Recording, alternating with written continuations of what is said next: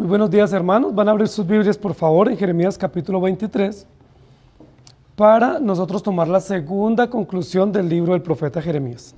Hablamos hace 8 días que vamos a tomar 3 domingos de conclusiones, una conclusión teológica, es decir, describiendo el carácter de Dios y los aspectos del carácter de Dios en el libro de Jeremías. Hoy nos corresponde una conclusión cristológica, es decir, describir aspectos mesiánicos o evangélicos que se presentan en el libro de Jeremías, y el próximo domingo una conclusión pastoral de algunas aplicaciones prácticas básicas del libro del profeta Jeremías para nosotros como creyentes y para la iglesia en general. Yo he tomado como base Jeremías 23:5 y yo quiero que me acompañen. Dice: he aquí que vienen días, dice Jehová, en que levantaré a David renuevo justo y reinará como rey, el cual será dichoso y hará juicio y justicia en la tierra. He aquí vienen días. Una de las expresiones que es común en el libro de Jeremías, así como dijimos hace 8 días, que una de las expresiones comunes a nivel teológico es así dice el Señor. Una de las expresiones comunes en términos de la cristología en el libro de Jeremías es: he aquí vienen días. Y esa es una expresión que se va a repetir una y otra vez en el libro de Jeremías. He aquí vienen días. Es una frase introductoria para él describir aspectos mesiánicos en el libro y para describir la expectativa o la esperanza del advenimiento del Salvador. He aquí vienen días, es el título de la predicación de hoy. En el momento en que el profeta Jeremías está escribiendo, nosotros sabemos que hay muchísima confusión moral y política, que básicamente los primeros momentos del ministerio de Jeremías fueron momentos de tranquilidad.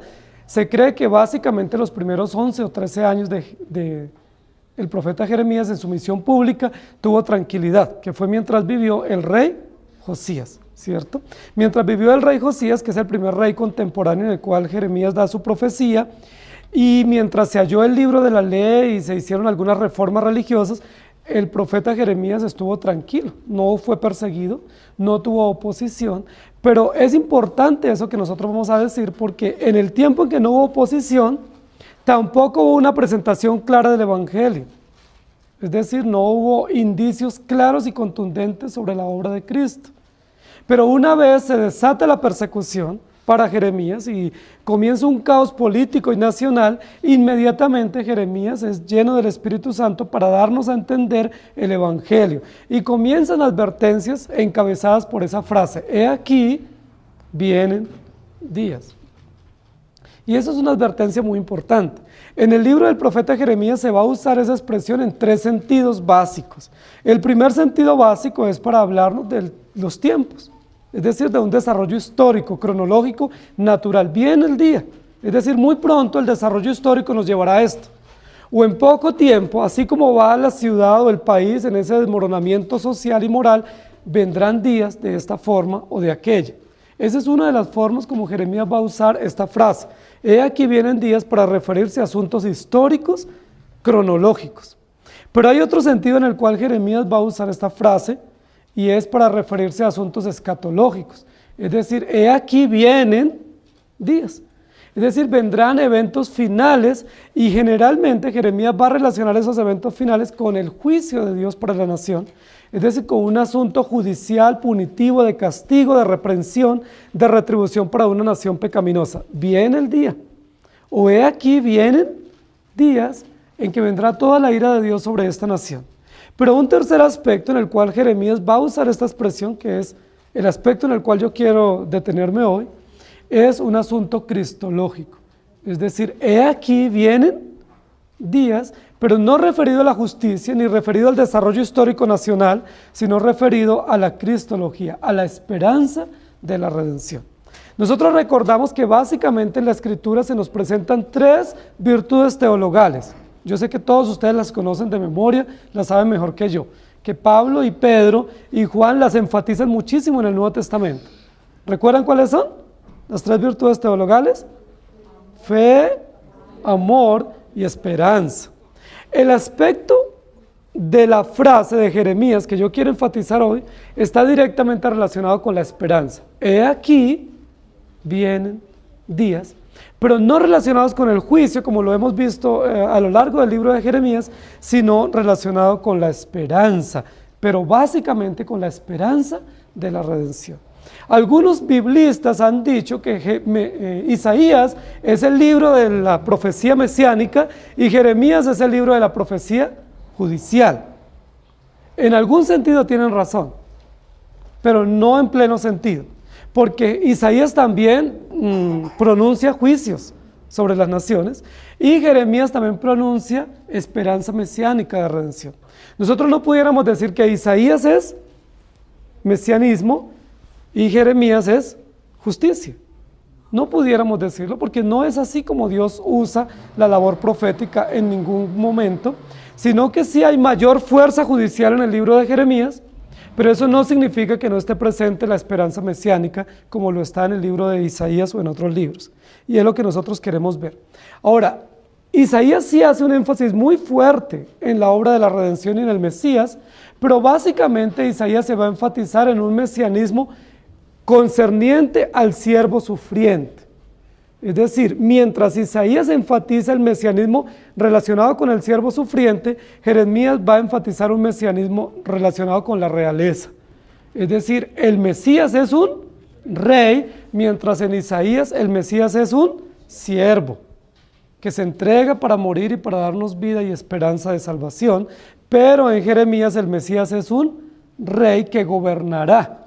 Ahora, ¿por qué es importante esas distinciones? Porque los dos aspectos hacen parte del Evangelio. Recordemos que Jesucristo es el siervo sufriente, pero Jesucristo también es el Rey. Jesucristo es Dios que se entrega voluntariamente para darnos la salvación, pero también es el Rey que triunfa y que es coronado y que gobierna con un cetro de justicia.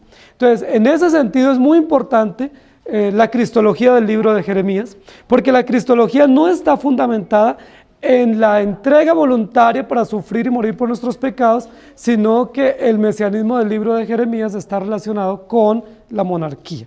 Y yo quiero que nosotros miremos eso y vayamos entrando en materia. Jeremías capítulo 1, versículo 10.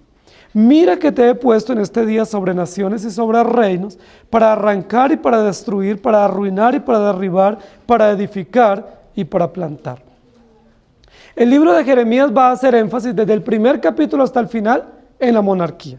No sé si ustedes lo han notado, pero esa es la razón por la cual el profeta Jeremías, durante su labor profética, alcanza a 5 reyes. ¿Se acuerdan cuáles fueron los 5 reyes, cierto?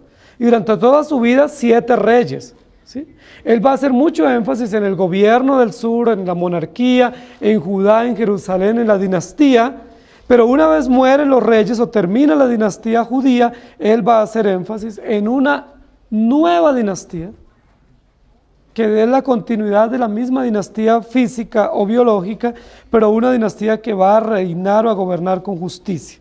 Y yo quiero que ustedes vayan conmigo revisando esto. El primer aspecto de la cristología, que es un aspecto supremamente fundamental en el libro de Jeremías, tiene que ver con el renuevo de Judá. Versículo 25 del capítulo 23. He aquí vienen días en que levantaré a David renuevo justo. Ese es un aspecto muy importante en la cristología de Jeremías. Levantaré a David. Es importante que Jeremías esté diciendo esto cuando aún la dinastía está presente. ¿Cuándo dijo Jeremías esto? Cuando aún estaban gobernando los reyes de Judá y de Jerusalén. Y él está diciendo, levantaré, llegará el día, o prepárense, o muy pronto llega el día o llega el momento en que levantaré a David un renuevo justo. ¿De qué está hablando Jeremías en este momento? Está anunciando varias cosas, ¿cierto? Primero, está anunciando que esa dinastía davídica va a terminar. Que Dios no se ha agradado de esa dinastía porque van de mal en peor, y que al terminarse esa dinastía, Dios va a cumplir su promesa pactual y la va a cumplir levantando un descendiente de David que será un renuevo justo y reinará como rey. Ese es un aspecto muy importante que no era conocido en los otros profetas anteriores. En los profetas anteriores sabíamos que iba a haber un renuevo, que iba a ser sufriente y se iba a entregar para salvar a su pueblo, como redentor o como cordero pascual, pero en el libro de Jeremías se nos dice que ese renuevo de David será un rey que reinará con justicia.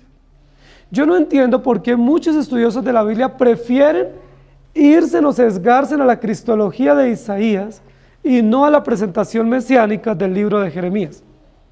Porque a ellos les parece que es más importante o más notoria la cristología o más esperanzadora desde el punto de vista del sufrimiento o de la entrega voluntaria de Cristo o de la entrega de Cristo como Cordero expiatorio y no desde Jesucristo como Rey. Yo les pregunto, ¿qué es más importante? ¿O podemos hacer una distinción entre si es más importante la entrega voluntaria de Cristo como Cordero o Jesucristo como Rey? ¿Podemos sopesar esos dos aspectos y decir uno u otro es más importante que el otro? Ustedes y yo sabemos que no. Que tanto que Jesucristo se haya entregado como Cordero Pascual, como que Él sea Rey que gobierna con justicia, es igualmente importante.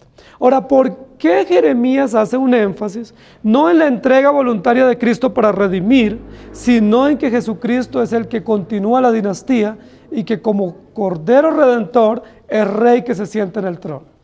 ¿Cuál es la razón del énfasis del profeta Jeremías? ¿Por qué es importante en ese momento histórico enfatizar el trono y la continuidad de la dinastía y no enfatizar la entrega voluntaria o vicaria de Cristo en la cruz?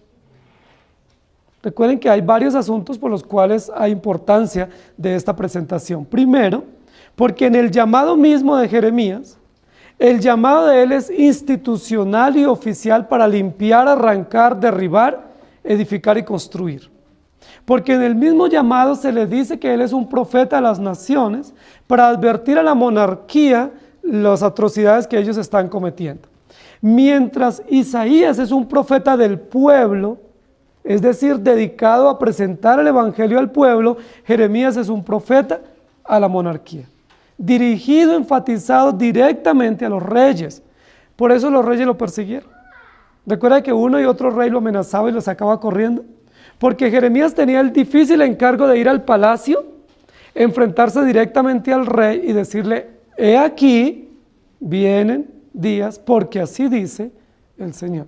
Y a los reyes no les gustaba este mensaje, no les gustaba ninguno, ni el de juicio ni el de esperanza. Porque cuando él les decía: vienen días en que vendrá un rey justo, ellos se sentían aludidos, y no era para menos. Porque cuando él les dice: he aquí que Dios promete levantar de David un renuevo justo que reine con justicia, pues aunque no les dijera más, ellos sabían lo que les estaba diciendo, y era que ellos no iban a heredar la justicia divina, porque ellos estaban reinando con injusticias, pero que Dios no se estaba agradando de ellos, pero que Dios iba a levantar un rey justo.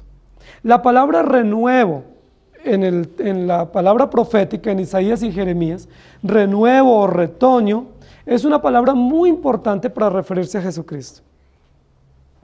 Porque lo que está diciendo es básicamente la dinastía va a ser arrasada. ¿Sí? Va a ser arrasada, y cuando parece que va a ser arrasada totalmente y ha sido exterminada, ¿qué es lo que vamos a ver que va a salir? Un pequeño retoño o renuevo. Y esto tiene que ver con la agricultura o con un árbol, ¿cierto? Hay árboles que se cortan y pareciera por años que quedan exterminados, pero luego brotan los retoños. Y ese era uno de los árboles más conocidos por los judíos. Y es uno de los símbolos que se le da a Jeremías en su llamado, el almendro. El almendro y el olivo son dos árboles muy importantes que tienen esa característica, que parece que han muerto totalmente, parece que han desaparecido, pero cuando menos uno espera, brota un retoño. ¿Recuerdan cuál fue la primer señal que recibió Jeremías en su llamado en el capítulo 1? ¿Sí? ¿Qué ves tú, Jeremías? Y él dice: veo una vara de almendro. ¿Por qué era importante la vara de almendro para el profeta Jeremías y para la nación como una señal de autenticidad del llamado? Dice: porque aunque parezca que todo se ha acabado y aunque parezca que todo se ha exterminado, cuando Jeremías volteó a mirar, vio un renuevo o un retoño, y era nada más ni nada menos una vara de almendro o un retoño de almendro, y el Señor dice: he aquí que yo haré así y apresuro mi palabra para ponerla por obra. Pero otro de los árboles que es importante y que la razón del almendro por la cual él parece que es exterminado es por la cuestión de las estaciones, pero luego después del invierno la primera planta que reverdece es el almendro. Por eso era muy importante como una señal inmediata para Jeremías. Pero otra señal inmediata que tiene que ver con los símbolos nacionales de los judíos es el olivo. Dicen los expertos que un olivo se puede exterminar y durar por años acabado, que nadie da nada por él. Dice, no, se acabó, aquí existió un almendro, un olivo. Pero de la noche a la mañana, cuando menos piensa, brota no solo uno, sino muchos renuevos del olivo. De tal manera que comienza a ser una esperanza nuevamente para una nación o para un pueblo. Estos dos símbolos judíos son la esperanza para Jeremías de que Dios levantará de David un renuevo justo. Y yo quiero leer con ustedes 1 Samuel capítulo 8, versículos 4 al 8. Entonces todos los ancianos de Israel se juntaron y vinieron a Ramá para ver a Samuel. Y le dijeron, he aquí tú has envejecido, y tus hijos no andan en tus caminos. Por tanto, constitúyenos ahora un rey que nos juzgue como tienen todas las naciones. Pero no agradó a Samuel esta palabra que dijeron, danos un rey que nos juzgue.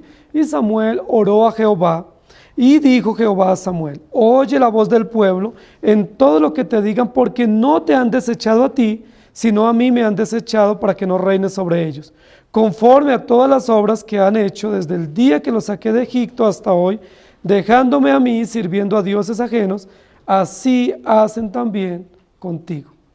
Ustedes recuerdan que el comienzo de la monarquía entre los judíos es después del establecimiento de los judíos en la tierra, y que ellos piden un rey y Dios le da a Saúl, pero que Dios no se agradó de Saúl y su plan perfecto era darles un rey, ¿cierto? Y de ese nuevo rey establecer una dinastía y ese rey es David. Y yo quiero leer Deuteronomios 17, versículos 14 al 20. Dice, cuando hayas entrado en la tierra que Jehová tu Dios te da, y tomes posesión de ella y la habites y diga, pondré un rey sobre mí como todas las naciones que están en mis alrededores, ciertamente pondrás por rey sobre ti al que Jehová tu Dios escogiere. De entre tus hermanos pondrás rey sobre ti.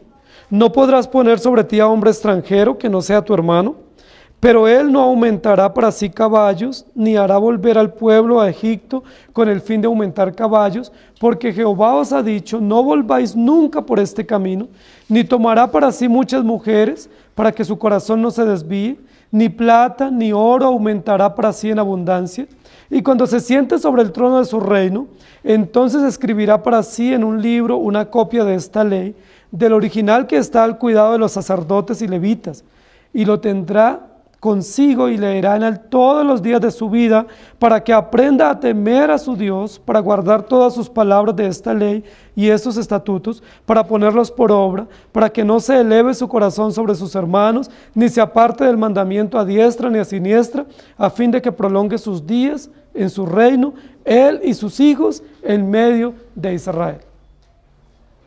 ¿Dios tenía determinada la monarquía entre los judíos? Sí, la tenía determinada. Algunos dicen, no, Dios nunca pensó darle rey, pero como el pueblo pidió rey, Dios les dio permiso de tener rey. Pero no es cierto, Dios tenía determinada la monarquía para los judíos una vez se establecieran en la tierra y tenía determinado también las características básicas de la monarquía.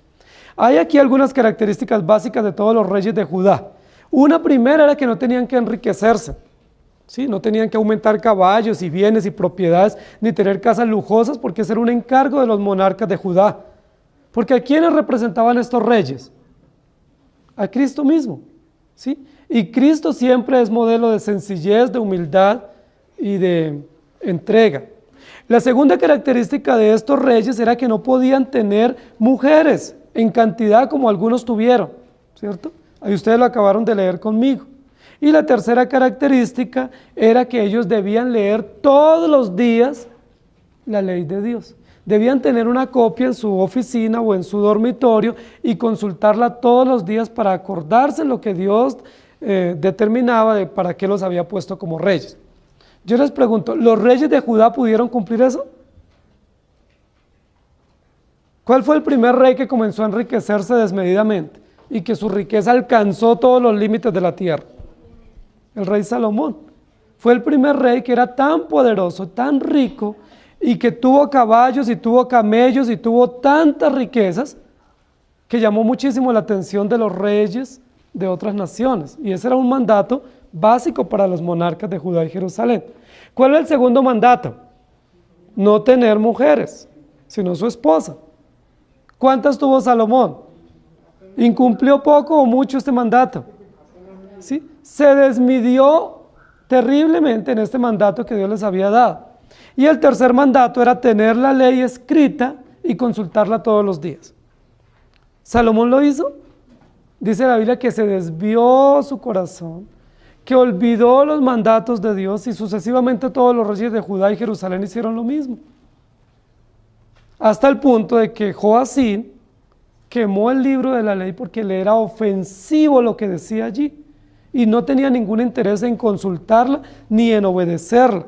Entonces, en ese sentido es que Jeremías está escribiendo, dirigiéndose a los reyes y diciéndoles: llegará el momento, he aquí vienen días, o viene el momento en que Dios levantará de David un renuevo justo.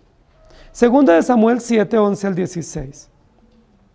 Desde el día en que puse jueces sobre mi pueblo Israel, y a ti te daré descanso de todos tus enemigos, asimismo Jehová te hace saber que Él te hará casa. Y cuando tus días sean cumplidos y duermas con tus padres, yo levantaré después de ti a uno de tu linaje, el cual procederá de tus entrañas, y afirmaré su reino. Él edificará casa a mi nombre, y yo afirmaré para siempre el trono de su reino.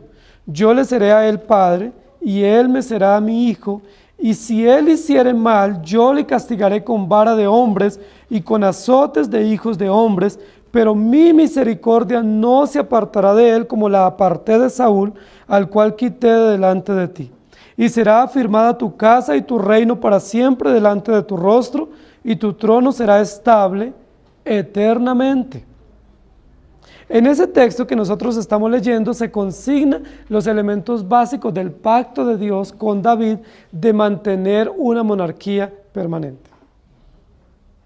Aunque la monarquía davídica se fue deteriorando moral y espiritualmente, hay una promesa, y es: yo afirmaré tu casa y tu reino para siempre, y nunca faltará quien gobierne en el trono de manera estable. Nosotros vimos que cada vez la monarquía davídica se fue deteriorando.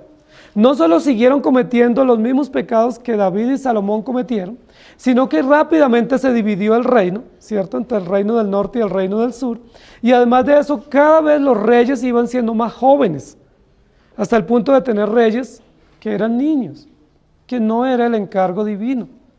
Eso hacía parte del deterioro moral y espiritual de la monarquía. Cada vez se fueron desviando, todos ellos tenían muchas mujeres, muchas riquezas, y todos ellos ignoraban la ley de Dios. Sin embargo, hay una promesa por encima de todo ese deterioro moral.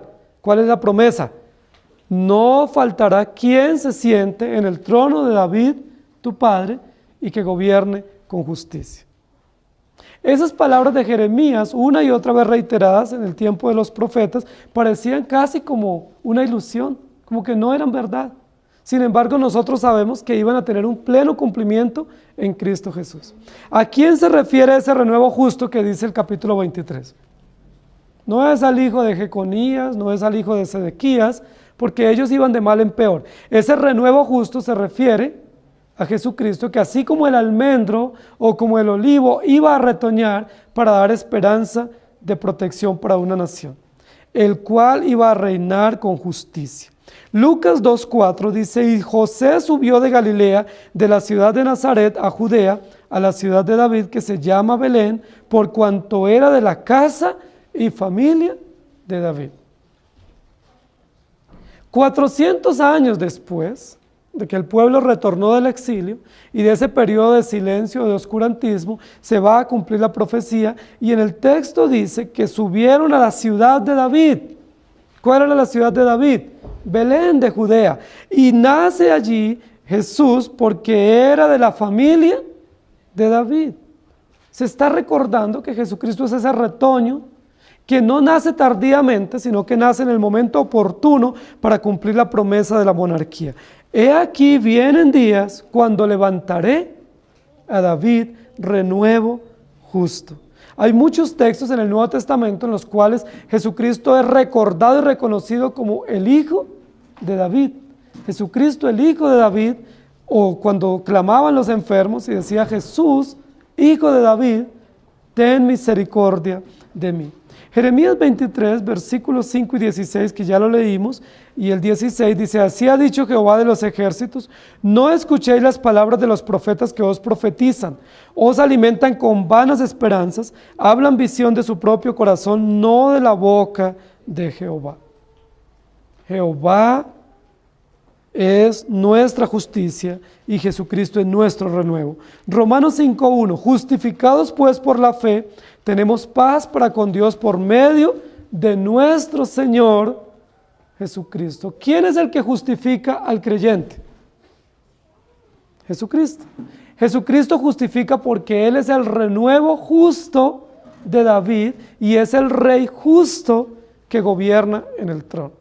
Cuando nosotros escuchamos o aprendemos sobre la doctrina de la justificación, no es una doctrina nueva del Testamento, del Nuevo Testamento, sino que es una doctrina tan antigua como lo es el pacto de redención. Justificados pues por la fe tenemos paz para con Dios. ¿Cuál es la base de la justificación del creyente? La obra perfecta de Jesucristo. Ahora, mientras Isaías relaciona esa obra perfecta con el sufrimiento vicario, Jeremías va a relacionar esa obra perfecta con el reinado justo del Mesías. Ustedes y yo estamos siendo justificados o hemos sido justificados por una simple razón descrita en Jeremías, porque Jesucristo es el Rey que reina con justicia y como Rey justo también es juez justo y plenipotenciario para poder tomar esa determinación. Romanos 8:1 dice, así pues, ninguna condenación hay para los que están en Cristo Jesús, los que no andan conforme a la carne, sino conforme al Espíritu. Ninguna condenación hay para los que están en Cristo Jesús. ¿Cuál es la base en el libro de Jeremías para que no haya ninguna condenación para aquellos que Dios ha escogido? Que Jesucristo es el renuevo justo de David, que no es Sedequías justicia nuestra, sino que Jesucristo es nuestra justicia a través de la cual nosotros tenemos esperanza. Y Colosenses 1:13 dice, el cual nos ha librado de la potestad de las tinieblas y trasladado al reino de su amado Hijo, en quien tenemos esperanza. He aquí, dice Jeremías una y otra vez, vienen días en que se verá el renuevo justo del linaje de David. He aquí vienen días que pese a que la dinastía de David se extinga de manera natural en Judá y Jerusalén, viene alguien espiritual, celestial, que cumplirá esa promesa de gobierno permanente que se llama Jesucristo. Yo les pregunto, ¿llegaron esos días? Jeremías no pudo presenciar esos días.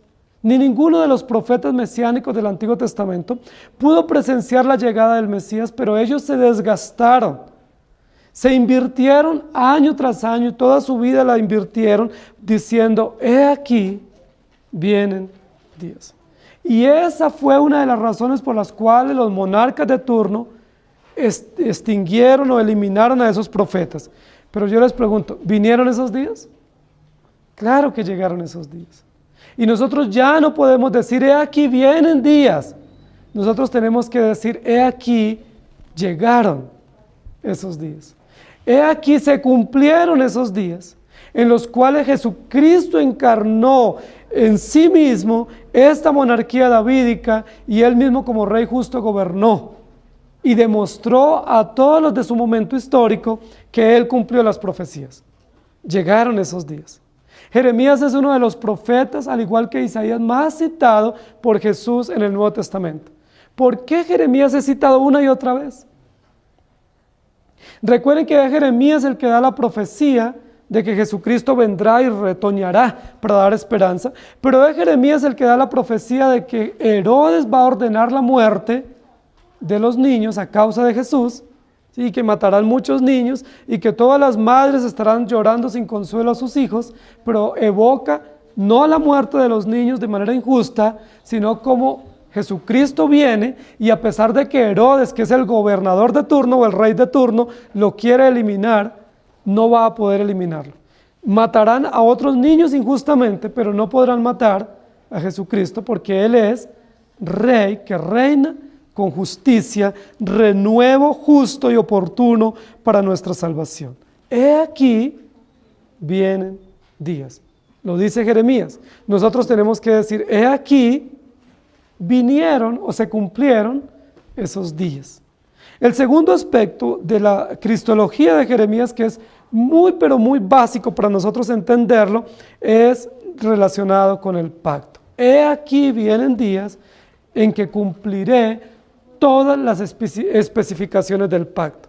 Jeremías es un hombre que va a pregonar una y otra vez el tema del pacto.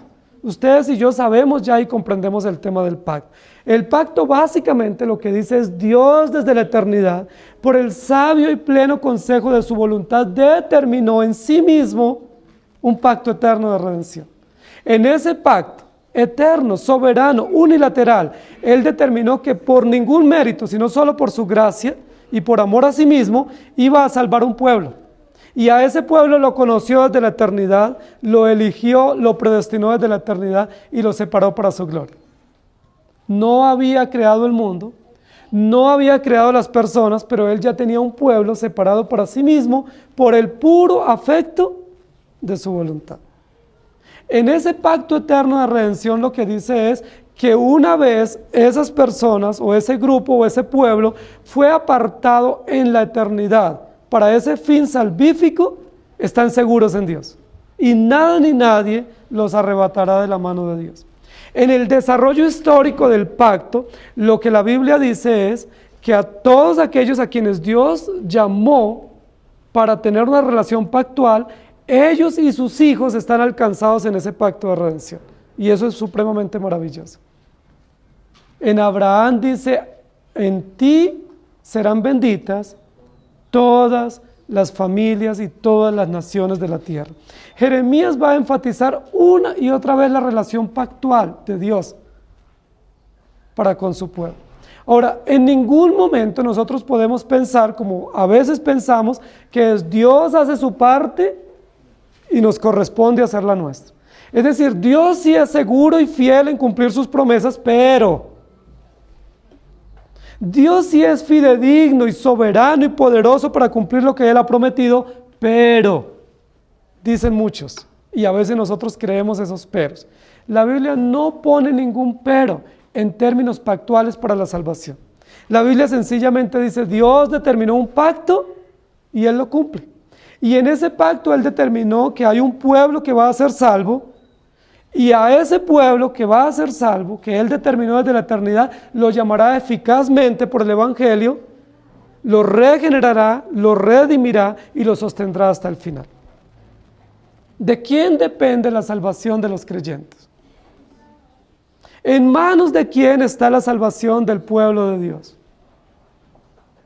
¿Cuál es la parte nuestra en términos de la salvación y de la seguridad y la perseverancia? ¿Tenemos alguna participación?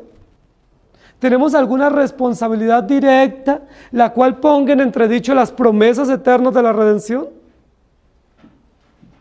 He aquí, vienen días en que cumpliré el pacto de redención.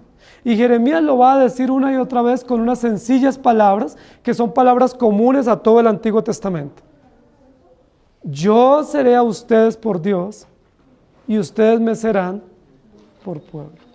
Esa es la premisa básica, elemental del pacto eterno de redención aplicado al pueblo en el momento. Yo seré a ustedes por Dios y ustedes me serán por pueblo.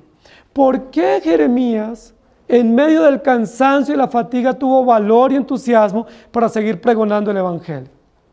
Por una simple razón. Y esa simple y sencilla razón tiene que ver con el pacto. Cuando Dios llama a Jeremías, no sé si ustedes recuerdan, Jeremías 1:5, pero podemos recordarlo, le dice Jeremías, antes que o antes de, yo ya te había elegido. antes que tú nacieses, antes que te formase, antes que todas las cosas hubiesen sido creadas, yo ya sabía de ti, te había elegido, te había apartado y te había enviado para ser profeta a las naciones. ¿Había algo nuevo para Dios? ¿Las excusas de Jeremías eran nuevas? Jeremías fue compelido poderosamente por el pacto de Dios, llamado y humillado profundamente por esa verdad eterna, que Jeremías lo único que tuvo que hacer fue ir y cumplir el llamado, la misión encomendada, porque él entendió por su llamado que Dios tiene un pacto y que su pacto es eterno. Jeremías no fue a cumplir el mandato porque las razones de Dios fueron buenas y él se quedó sin argumentos. Jeremías no fue a cumplir el mandato sencillamente porque Dios lo humilló y fue más poderoso que él, como dice más adelante, y lo sedujo.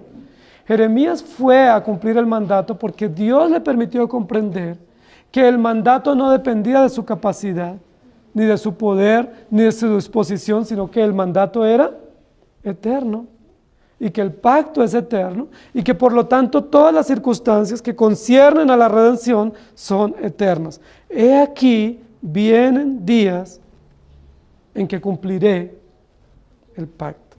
Ahora yo les pregunto, ¿luego Dios no siempre cumple el pacto? ¿Por qué le dice a Jeremías que vienen días en el futuro en que cumplirá el pacto? ¿Era que no lo estaba cumpliendo Dios? ¿Dios en algún momento deja de cumplir las cosas y luego retoma las cosas? Hay momentos en los cuales Él abandona sus compromisos y luego dice, bueno, pensándolo bien, lo voy a retomar y lo cumpliré. Así hacemos nosotros, pero no es así Dios. Cuando Dios le dice a Jeremías, y también Jeremías lo transmite al pueblo, he aquí vienen días en que cumpliré el pacto, lo que está diciendo es que todas las promesas del Antiguo Testamento relacionadas con Cristo, que eran anticipos o que eran vislumbres o destellos de la obra plena de la redención, aún no se habían cumplido, porque no había llegado el momento, pero llegará el momento preciso, oportuno, en que todas esas sombras o todas esas promesas se cumplirán. Y todo ese pacto que era visto a través del lente de la promesa, será visto a través del lente del cumplimiento. Yo les pregunto, ¿llegaron esos días? ¿Llegaron esos días en el cual el pacto fue cumplido y el testador del pacto murió por nosotros para darnos la redención? ¿Llegaron esos días? ¿O hay que seguir esperando esos días? Queridos hermanos, llegaron hace 2000 años. De forma milagrosa y maravillosa, sobrenatural, Dios envió al cumplidor del pacto para que entregara voluntariamente su vida por nosotros, y esos días ya no están por venir, sino que esos días ya llegaron. He aquí vienen días en que cumpliré el pacto. Jesucristo cumplió el pacto y estamos llegando a una temporada del año donde se reconoce, se recuerda o se celebra que Jesucristo vino y se encarnó para morir por su pueblo y para cumplir todas las determinaciones del pacto. ¿Qué tarea o qué responsabilidad nos queda ahora a nosotros? ¿Hay algo que no se haya cumplido del pacto de la redención? Del 100% del pacto, ¿cuál es la parte nuestra? Algunos van a decir que 50-50, otros van a decir que 30-70, u otros van a decir que Dios hace lo imposible y tú haces lo posible. Y yo sí sé que nosotros hacemos lo posible y a veces hacemos hasta lo imposible, pero para pecar. Nosotros hacemos lo imposible para hacer las cosas equivocadas y no ser descubiertos. Nosotros hacemos no solo lo posible, sino hasta lo imposible por invalidar los compromisos y los pactos de Dios. ¿Pero podremos invalidarlos? ¿Podremos, por mucho que nosotros deliberadamente obremos en contra del pacto, invalidar el pacto de Dios para con nosotros? El libro de Jeremías va a tener una enseñanza que es muy importante, y es la enseñanza donde va a hablar sobre un pacto que va a ser escrito en tablas, no de piedra, sino en tablas de carne en el corazón. Jeremías capítulo 31, versículos 31 al 34. He aquí, que vienen días, dice Jehová, en los cuales haré nuevo pacto con la casa de Israel y con la casa de Judá, no como el pacto que hice con sus padres el día que tomé su mano para sacarlos de la tierra de Egipto, porque ellos invalidaron mi pacto, aunque fui yo como un marido para ellos, dice Jehová. Pero este es el pacto que haré con la casa de Israel desde aquellos días, dice Jehová. Daré mi ley en su mente y la escribiré en sus corazones, y yo seré a ellos por Dios y ellos me serán por pueblo. Y no enseñará más ninguno a su prójimo ni ninguno a su hermano diciendo, conoce a Jehová, porque todos me conocerán, desde el más pequeño de ellos hasta el más grande, dice Jehová, porque perdonaré la maldad de ellos y no me acordaré más de su pecado. Cuando el capítulo 31 de Jeremías dice, vienen días en que haré un nuevo pacto con la casa de Judá y de Jerusalén, algunos entienden que el pacto de la ley de Moisés quedó abrogado o invalidado, o que se dio por perdido porque no funcionó y no cumplió el propósito. Es lo que muchos, aún queridos hermanos nuestros, creen. Y que entonces el Señor tuvo que instaurar o presentar un nuevo pacto porque hubo uno primero anulado. Y que lo novedoso del pacto es que este se anuló y hay uno nuevo que se creó en Cristo Jesús a partir del Nuevo Testamento. Ese es un error bíblico y doctrinal que nosotros no podemos caer. Lo que la Biblia dice es que el pacto de Dios es eterno. Dios determinó desde la eternidad salvar a un pueblo bajo las condiciones de un pacto, y que en esas determinaciones visibles Él dio a conocer una ley moral.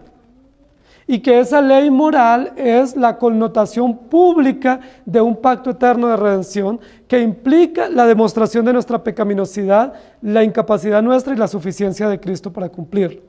Pero lamentablemente los judíos en el Antiguo Testamento, como lo hacemos nosotros, desviaron su atención del propósito de la ley, del espíritu de la ley, del propósito del pacto, y se fueron a la letra de la ley. Ellos desconocieron el propósito de la ley moral, que la ley moral mostraba a Cristo, que la ley moral mostraba nuestra incapacidad, que la ley moral mostraba la voluntad perfecta y soberana de Dios. Ellos se desviaron de ese propósito y se fueron a la letra de la ley. Y como se fueron a la letra de la ley, ¿qué pasó con el pueblo? Moralmente, ¿qué hizo? Se desvió. Espiritualmente, se desvió. Y ellos se fueron desviando una y otra vez porque ellos usaron la ley del Antiguo Testamento, especialmente el Decálogo, para hacer juicio civil bajo muchas excepciones, pero olvidaron el espíritu de la ley. Cuando Jesucristo les habla aquí, a través de Jeremías en el capítulo 31, he aquí vienen días en que escribiré la ley en sus corazones, y no en piedras, para que sea visible públicamente, les está enseñando varias cosas. Primero, que el pacto es uno solo, y que ellos tienen que retornar no a la letra de la ley, sino al propósito de la ley, o al espíritu de la ley, y a todo el propósito integral de los mandatos de Dios para el pueblo.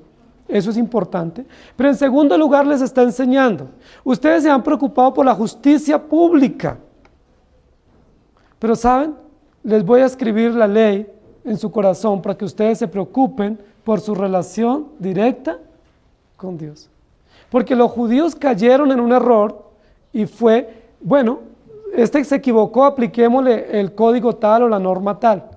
Y olvidaron que ellos eran pecadores y que ellos incumplían permanentemente la ley de Dios. Jeremías 31, cuando dice, la escribiré en sus corazones, lo que está diciendo es, Dios les retornará al propósito básico de la ley, que es adorar a Dios y reconocer nuestra pecaminosidad. No se queden en la letra de la ley, tenemos que ir al propósito de la ley. No usemos la ley para señalar a otros, usemos la ley de Dios para ver nuestra pecaminosidad y para acercarnos delante de Dios. Nosotros somos expertos para decir, esto era bueno para tal persona, esto le cae a uno o al otro, o así es tal persona. Pero olvidamos de ponernos frente al espejo de la ley y decir, esto es para mí. Cuando el capítulo 31 dice, escribiré la ley en sus conciencias y en sus corazones, es para que evitemos señalar a otros usando la ley y nos miremos a nosotros en el espejo de la palabra y veamos cuán pecadores somos y cuán necesitados somos. Jeremías 24:6 dice: porque pondré mis ojos sobre ellos para bien y los volveré a esta tierra, y los edificaré y no los destruiré, los plantaré y no los arrancaré, y les daré corazón para que me conozcan que yo soy Jehová, y me serán por pueblo, y yo les seré a ellos por Dios, porque se volverán a mí de todo su corazón. Nuevamente se repite la premisa pactual: yo seré a ellos por Dios, y ellos me serán a mí por pueblo. Una premisa fundamental que muestra la determinación libre del Señor de salvar a un pueblo y que esa determinación es segura. He aquí, vienen días en que yo cumpliré el pacto. Hebreos 8, 9 y 13 dice: no como el pacto que hice con sus padres el día que los tomé de la mano para sacarlos de la tierra de Egipto, porque ellos no permanecieron en mi pacto y yo me desentendí de ellos, dice el Señor. Este es el pacto que haré con la casa de Israel después de aquellos días, dice el Señor. Pondré mis leyes en su mente y sobre sus corazones las escribiré, y seré a ellos por Dios y ellos me serán a mí por pueblo. Nosotros sabemos que esa es una figura literaria, la reiteración.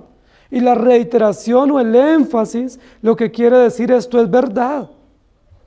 ¿Sí? Esto es una verdad importante, trascendental en la Escritura, y por eso se usa una figura literaria de reiteración o repetición. Pero yo quiero que ustedes recuerden que Mateo 26, 27 al 29 dice: y tomando la copa y habiendo dado gracia, les dijo diciendo: bebed de ella todos, porque esto es mi sangre del nuevo pacto, que por muchos es derramada para remisión de los pecados. Y os digo que desde ahora no beberé más de este fruto de la vid hasta aquel día en que la beba de nuevo con vosotros en el reino de mi Padre. La misma celebración de la cena o de la mesa del Señor evoca una relación pactual.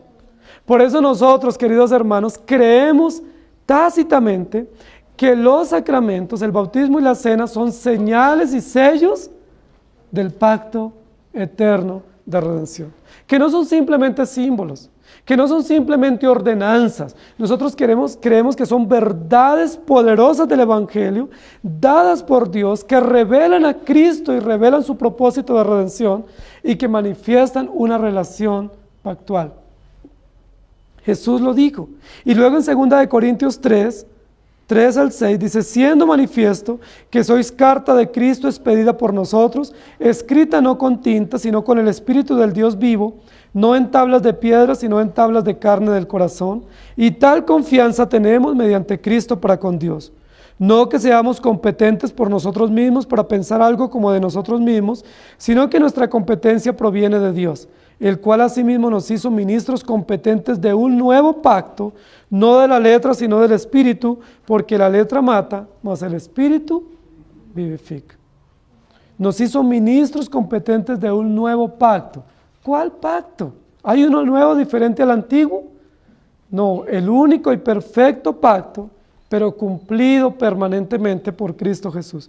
El mismo pacto que se dio en el Antiguo Testamento a través de sombras y símbolos, del cual Cristo es el cumplidor perfecto y soberano. He aquí, vienen días en que Jesucristo cumplirá el pacto.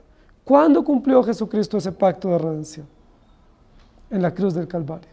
No en su nacimiento. En su nacimiento se cumplen promesas mesiánicas, pero el pacto eterno de la redención se cumple cuando Jesucristo va a la cruz y entrega voluntariamente su vida para salvar a su pueblo. He aquí vienen días en que Cristo cumplirá el pacto.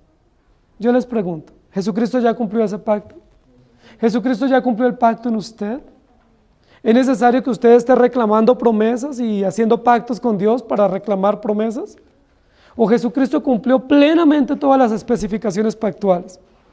¿Es usted un huérfano o es usted un hijo a causa del pacto? ¿Sus hijos tienen esperanza a raíz del pacto bíblico de la redención? ¿O sus hijos están en la incertidumbre de no saber qué va a pasar? ¿O tenemos la certeza por el Evangelio de que nuestros hijos están alcanzados por el pacto de la redención? Que si bien ellos no alcanzan bendiciones eternas, por lo menos disfrutarán de bendiciones temporales. Pero tenemos la firme certeza por el pacto de la redención que Jeremías promueve, que nuestros hijos en su gran mayoría disfrutarán de las bendiciones eternas. No porque nosotros lo deseemos o lo aspiremos o por algo bueno que hagamos a favor de ellos, sino porque es una promesa en Dios. Dios determinó, en ti serán benditas todas las familias de la tierra, a ti y a tu descendencia te bendeciré en gran manera, a ti y a todos tus hijos y a los hijos de tus hijos. ¿Lo dice la Biblia una y otra vez?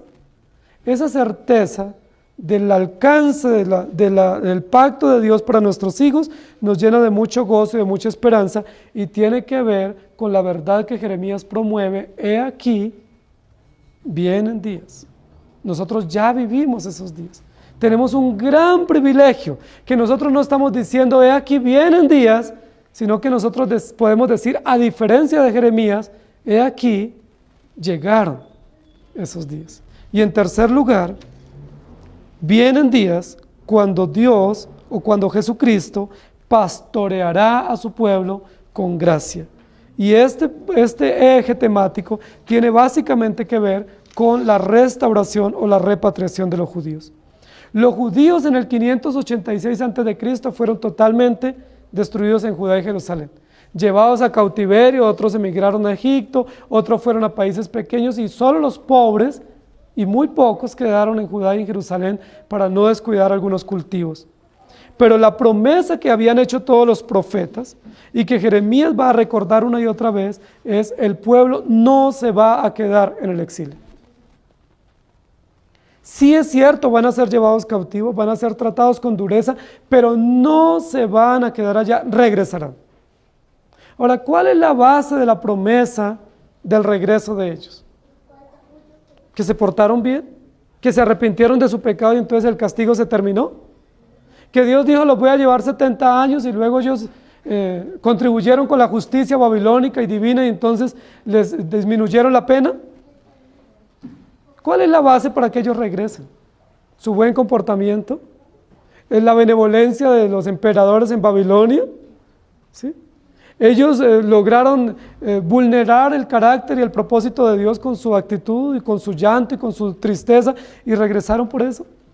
¿Cuál es la base de que ellos regresen? Dios prometió eso. Dios les dijo, van a ser llevados temporalmente, pero regresarán. ¿Y saben una cosa, queridos hermanos? Los judíos no se portaron bien en Babilonia. Uno pensaría que sí. Los que se quedaron cuidando acá la tierra, los pobres que se quedaron cuidando, ¿ustedes creen que se portaron mejor que los que habían sido muertos o exiliados? La Biblia y la historia nos muestra que se portaron igual. Siguieron en su plan de idolatría, de inmoralidad y de ateísmo frente a Dios. Entonces, ¿cuál es la razón para que ellos puedan volver a regresar a su tierra? Porque Dios prometió. No es su buen comportamiento, no es su ayuda a la justicia para que le rebajen una pena, es tácitamente, simple y llanamente, que Dios prometió. Y cuando Dios promete, cumple. Dios los llevó para juzgarlos. Ellos no se portaron mejor que los que habían estado antes o que las nuevas generaciones, pero como Dios es fiel y Dios es soberano y perfecto, los trajo a su tierra.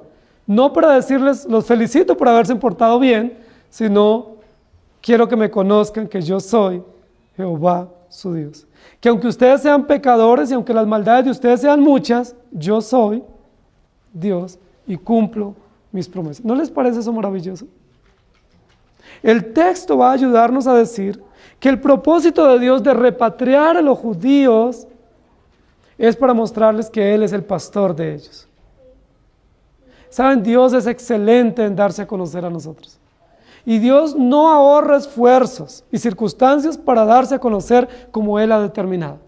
Primero, Él les va a demostrar que Él es el rey de los judíos. Y lo demostró con una monarquía, lo demostró con un gobierno centralizado, lo demostró con un sistema sacerdotal. Yo soy el rey de ustedes. Pero luego les va a demostrar que Él es el juez. Y para enseñarles que Él es el juez, va a permitir el exilio y las invasiones y todas las circunstancias difíciles. Porque Él les está enseñando, yo soy el juez de ustedes y soy justo. Pero luego les va a enseñar que Él es el pastor. Y como yo soy el pastor, les alcanzaré y les recogeré donde estén. Y no importa las condiciones como las encuentre, les traeré y les pastorearé con justicia, no como los otros pastores, dice ahí en el capítulo, que les han manipulado y les han utilizado, sino que les pastorearé conforme a mi corazón. ¿Cuáles de esas tres verdades a ustedes les parecen más extraordinarias? Es muy probable que ustedes digan, a mí me encanta la figura, la metáfora de que el Señor es mi pastor, nada me faltará. Pero ¿saben? Es igualmente importante que ustedes y yo comprendamos que el Señor Jesús también es nuestro Rey, es decir, nos gobierna.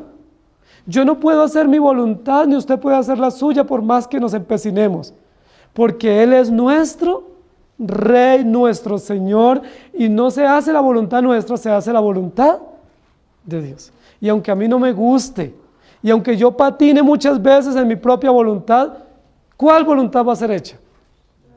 La de Dios. Me guste o no, me duela o no, me tarde o no en comprenderlo, la voluntad de Dios es absoluta y se hace en el cielo y en la tierra. Hágase tu voluntad como en el cielo, así también en la tierra. Entonces ve a predicar, no Señor, porque no sé hablar. No digas que no puedes, ni que no quieres, porque lo harás, porque yo soy el Rey. En segunda, la otra verdad que no podemos desconocer, que es una verdad cristológica en Jeremías, es Cristo también es nuestro juez. Es decir, Él nos disciplina y nos corrige. Y esa no es una verdad teológica solamente, es una verdad cristológica. El Señor al que ama, disciplina y corrige. Jeremías capítulo 3, versículo 14 y luego 16 y 17 dice: convertíos, hijos rebeldes, dice Jehová, porque yo soy vuestro esposo, y os tomaré uno de cada ciudad y dos de cada familia, y os introduciré en Sión. Y acontecerá que cuando os multipliquéis y crezcáis en la tierra, en esos días, dice Jehová, no se dirá más arca del pacto de Jehová, ni vendrá al pensamiento, ni se acordarán de ella, ni la echarán de menos, ni se hará otra. En aquel tiempo llamarán a Jerusalén trono de Jehová, y todas las naciones vendrán a ella en el nombre de Jehová de Jerusalén, ni andarán más tras la dureza de su malvado corazón. ¿Qué va a hacer Dios con su pueblo disperso? Lo traerá.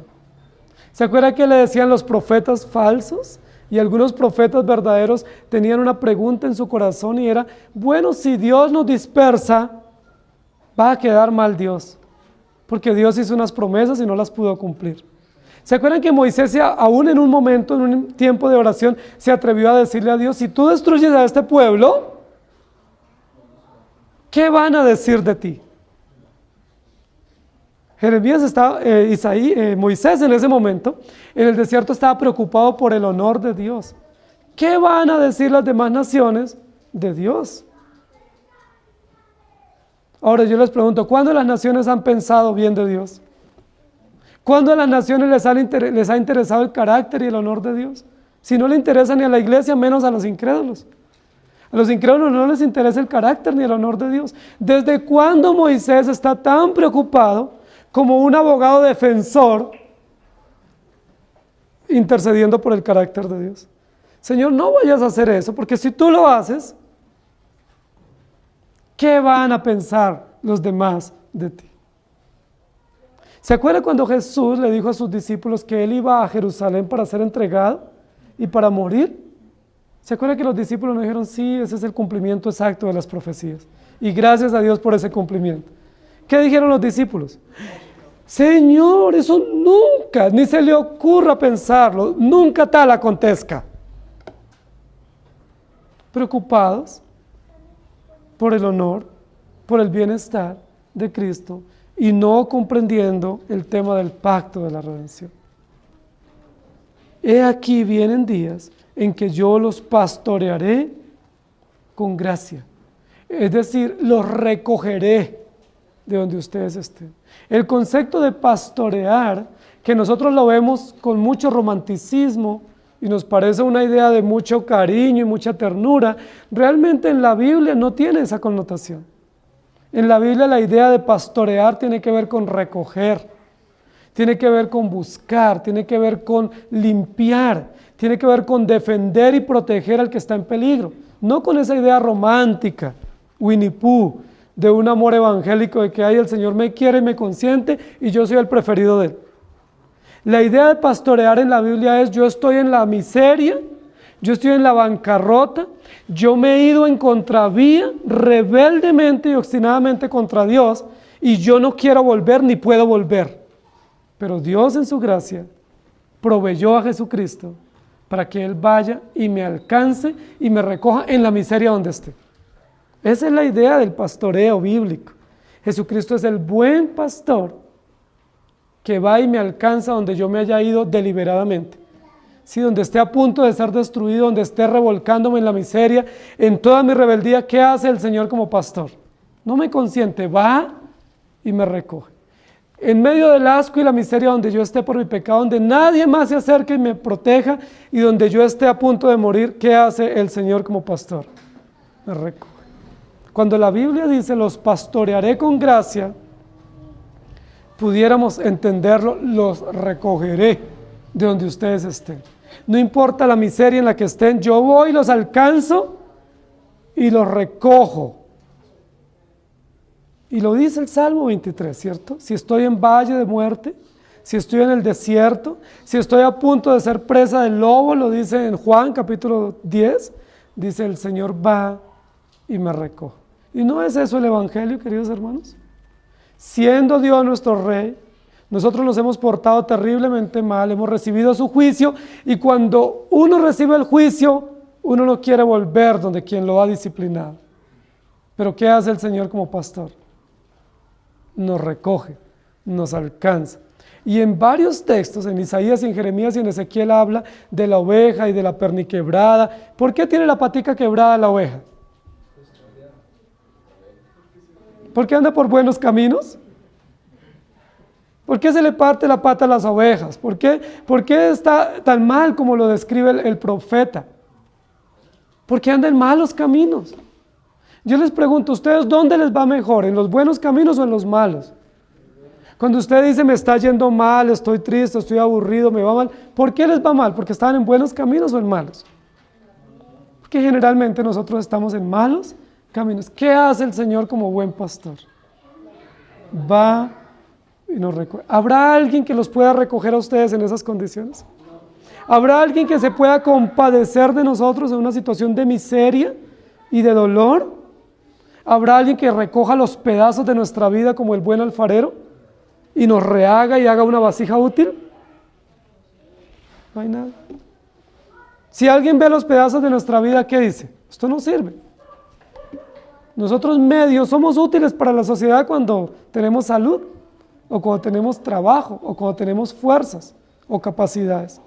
Pero cuando dice: he aquí vienen días en que los pastorearé con gracia, entiéndase, he aquí vienen días en que los recogeré de sus miserias y los traeré de su dolor y los levantaré de su aflicción y los cuidaré con especial cuidado y misericordia, y eso es uno de los momentos más emotivos para Israel. Queridos hermanos, no hay una situación que confronte y quebrante más a un creyente que estar en la peor miseria y que Dios nos recoja con misericordia. No hay un momento, una situación más confrontadora para nosotros que tal como Pedro, que cuando negó a Jesús, Jesucristo no lo reprochó, sino que lo miró y lo amó. O como Pedro, cuando el Señor lo encuentra en el momento de la restauración en Juan 21, y dice que solamente se dirigió a él con una palabra, y es: Pedro, ¿me amas? O sea, no hay mayor confrontación para nosotros que estando en la peor situación, producto de nuestros pecados, el Señor no nos reproche, sino que se acerque y nos levante. He aquí, dice el profeta, vienen días en que veremos la gracia encarnada de Cristo Jesús para levantarnos y para darnos esperanza y para sostenernos y para darnos todo el cuidado que necesitamos. Jeremías 23:23. Soy yo Dios de cerca solamente, dice Jehová, y no Dios desde muy lejos. Y luego en Sofonías capítulo 3, versículo 9, y también en el 12:13 dice, en aquel tiempo, de los tiempos que habla Jeremías, devolveré yo a los pueblos pureza de labio, para que todos invoquen el nombre de Jehová, para que les sirvan de común consentimiento. Y dejaré en medio de ti un pueblo humilde y pobre, el cual confiará en el nombre de Jehová. El remanente de Israel no hará injusticia, ni dirá mentira, ni en boca de ellos se hallará lengua engañosa, porque ellos serán apacentados y dormirán, y no habrá quien los atemorice. Y luego en Jeremías 33, 14 y 16, he aquí vienen días, dice Jehová, en que yo afirmaré la buena palabra que he hablado a la casa de Israel y la casa de Judá. En aquellos días, en aquel tiempo, haré brotar a David un renuevo de justicia, y hará juicio y justicia en la tierra.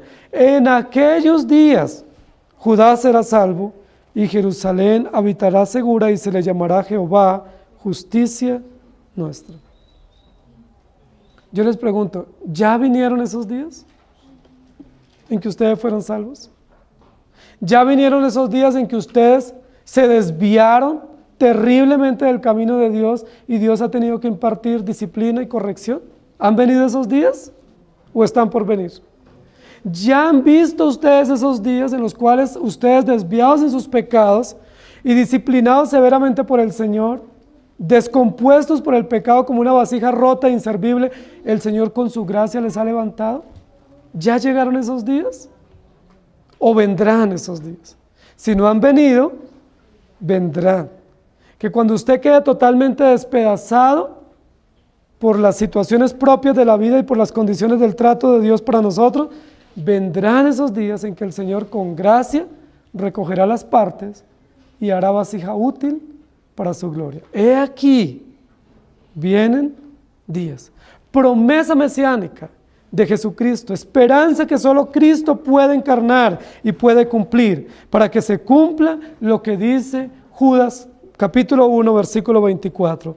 Y aquel que es poderoso para guardaros sin caída y presentaros sin mancha delante de Él con gran alegría, a Él sea la gloria por los siglos de los siglos. Amén. ¿Dónde encontró Jeremías esperanza para su vida? No fue en el gobierno, no fue en Baruch, su amigo, no fue en Gedalías, su otro amigo final, no fue en los sistemas políticos ni en el refugio en Egipto, no fue en sus capacidades. ¿Dónde encontró Jeremías esperanza? En Jesucristo. ¿Dónde ustedes y yo podemos encontrar esperanza, confianza, confort para poder seguir viviendo? Única y exclusivamente en Jesucristo. Porque he aquí, vienen días difíciles, pero vienen días donde el Señor mostrará todo su cuidado y su fidelidad para darnos esperanza. Inclinen su rostro, por favor. Amado Señor, gracias por tus tiempos, porque nuestra vida está en tus manos. Y como dice tu palabra, en tus manos están los tiempos.